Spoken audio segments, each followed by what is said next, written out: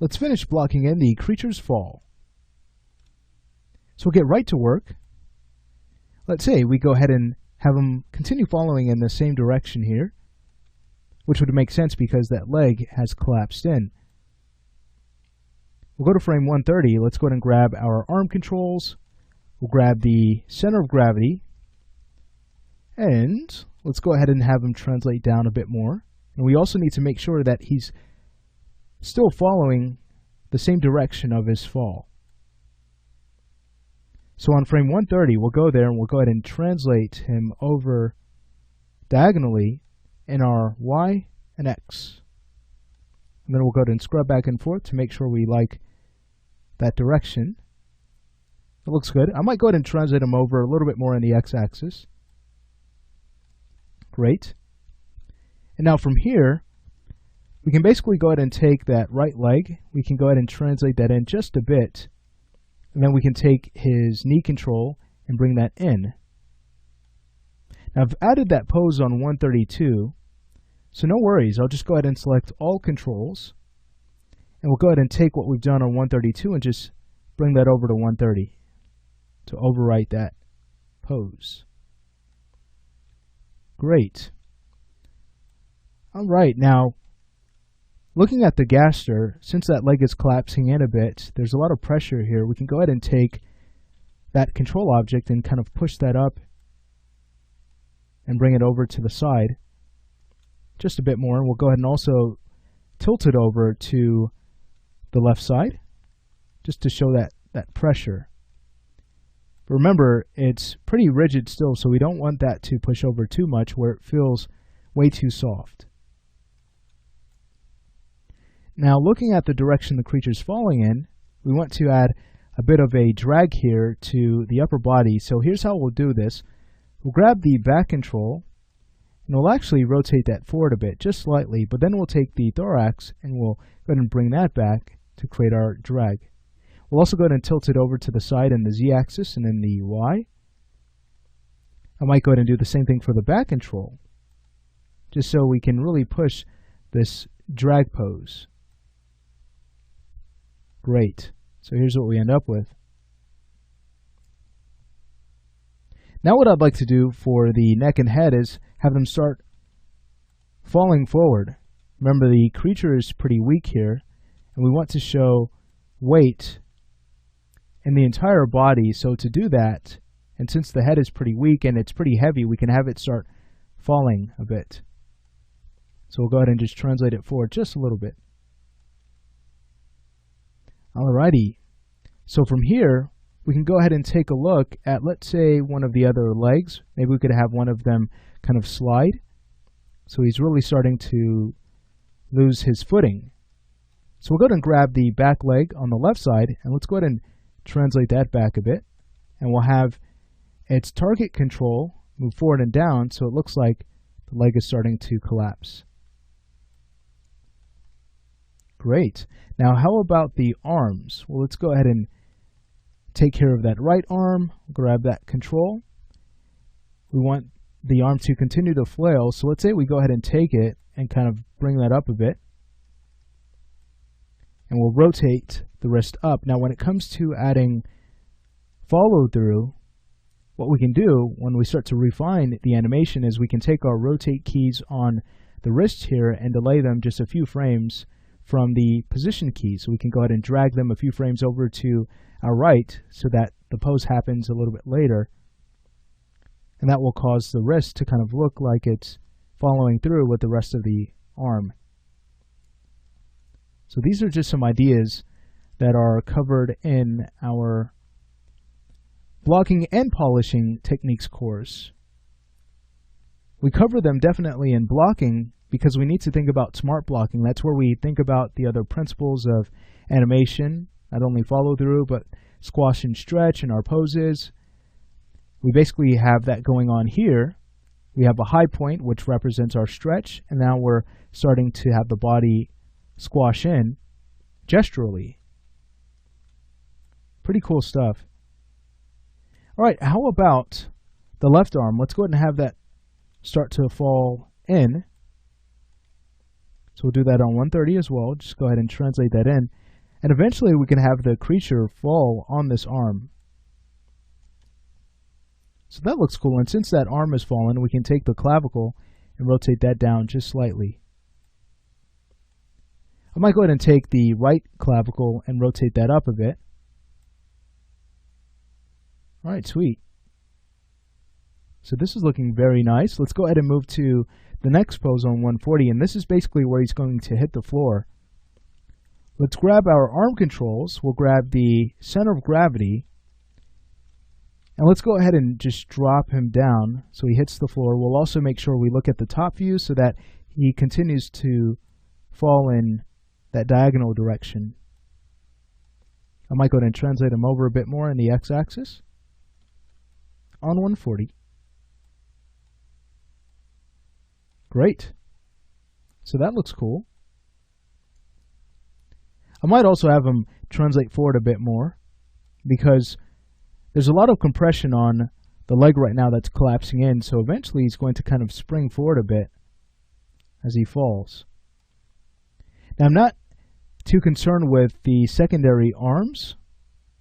It's okay if they intersect because that's going to be covered up. So the player is going to be more concerned with making sure he hits the boss enough times so that this creature here will eventually come to its final end. Let's go ahead and have the body start showing some weight by taking that back control and rotating it forward. We'll also start to have it tilt in the direction that he's falling. So we've done our dragging action. Now it's time to have him start coming to his end. Let's go ahead and do the same thing for the thorax. We'll go ahead and rotate that forward a bit and twist it around in the y-axis, rotate it around in the z-axis.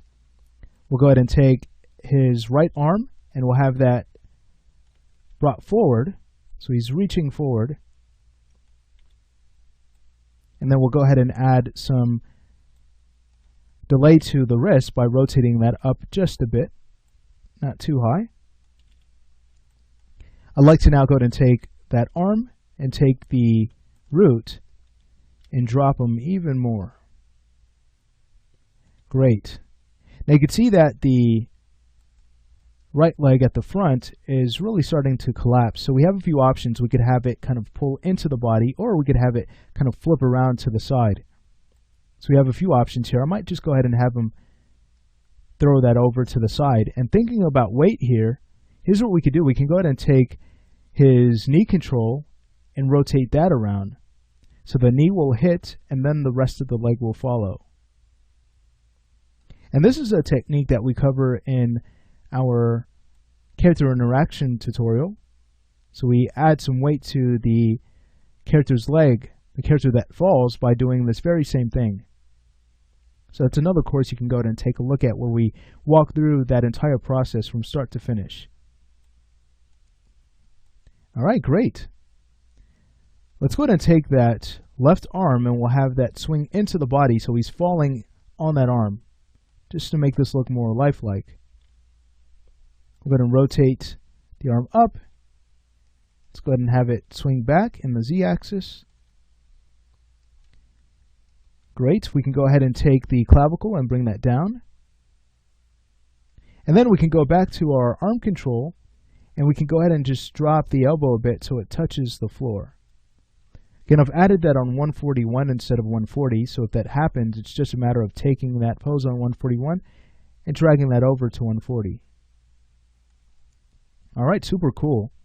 Let's go ahead and take a look at anything else we might want to tweak.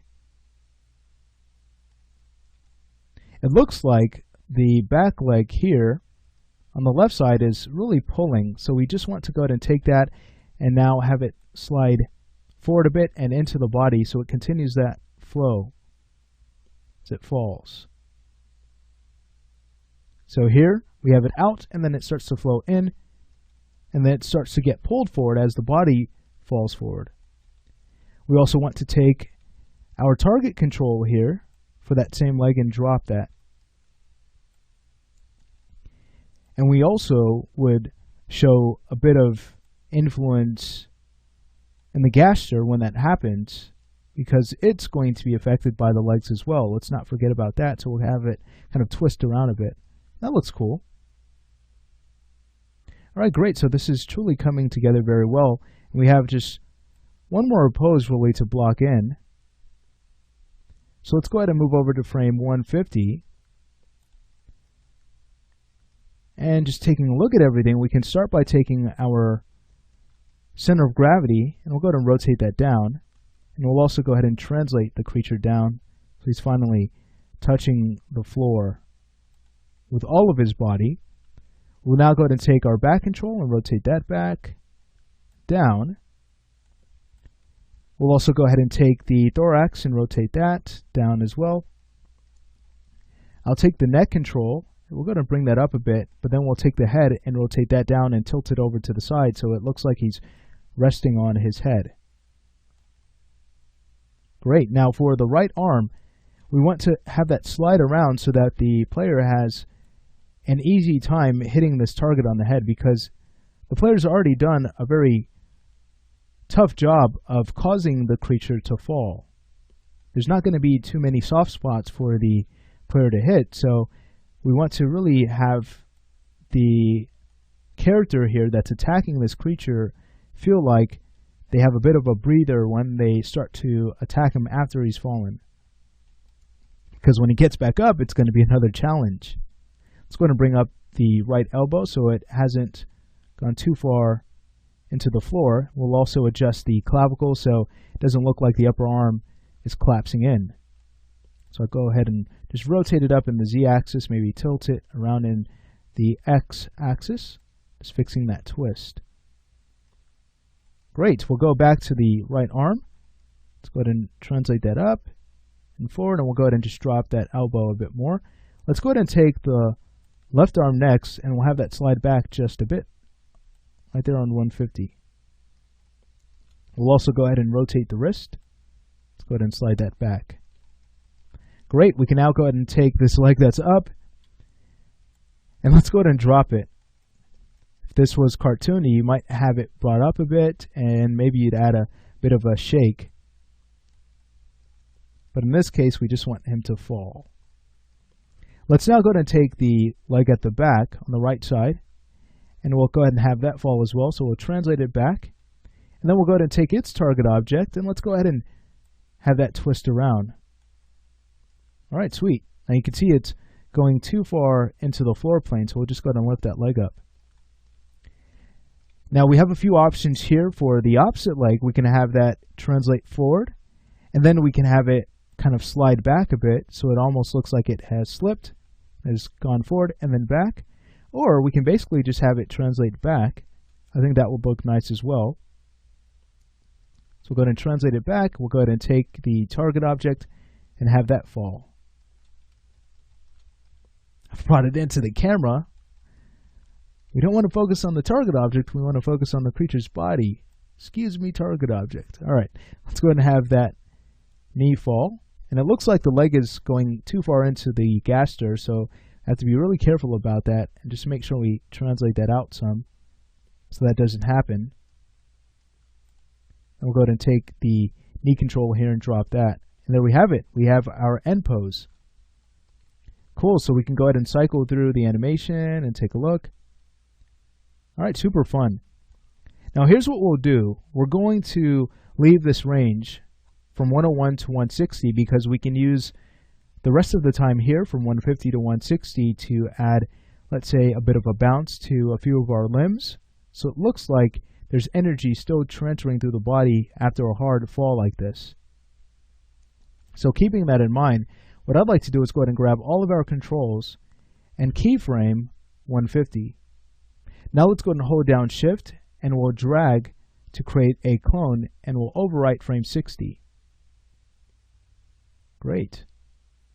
So now you can go ahead and take a look at your pose here and make sure you like everything you see. If you need to make a change on frame 50, make sure that's transferred over to frame 60. But again, that finishes our blocking pass. So now it's just a matter of refining what we have here. So we'll go ahead and do that in the next lesson. And then following that, I'll basically go ahead and show you all of the animations for this creature that we'd use inside of a game engine like Unity, and then we'll go ahead and learn how to export the animation out. So we're just about finished.